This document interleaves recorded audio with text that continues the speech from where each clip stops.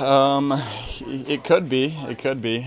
We saw some of their basic stuff they like to do, but then again, we got a few games under our belt that they've shown this year.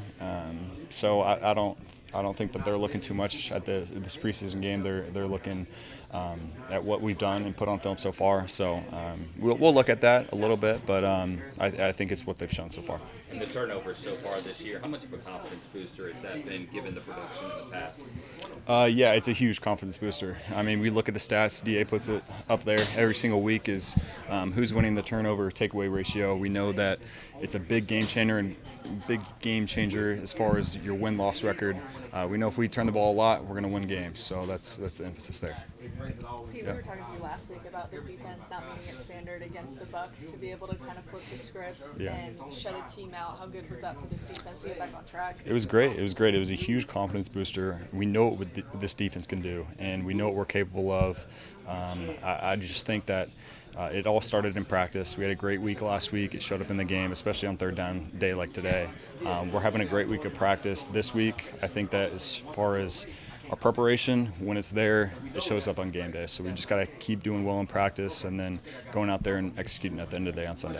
When you're preparing for a quarterback like CJ Stroud, he's not necessarily a running quarterback, but he moves up in the pocket, kind of like you guys saw with Baker Mayfield. Now, how are you preparing for him? Do you maybe look back at that film?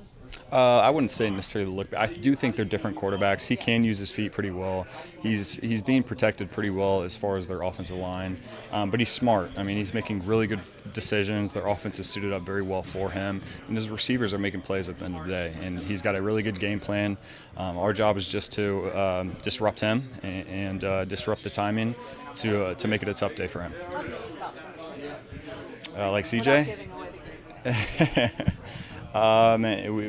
We gotta rush them. We gotta affect the timing interior, and we gotta stay locked down in the secondary. And I think that's kind of the biggest piece there. Hey, we got here late, but I just wanted to. You played with CJ 2020 at Ohio State.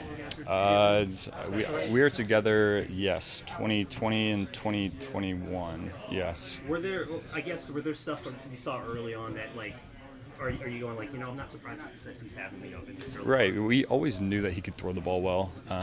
He's very confident, but you can tell last time I met him, he wasn't as confident as what he's playing like now. So he's really matured as a player, as far as a leader as well. You can just see it out there. So I'm excited for the matchup. I know he's a great player, so we just got to put it out there on film.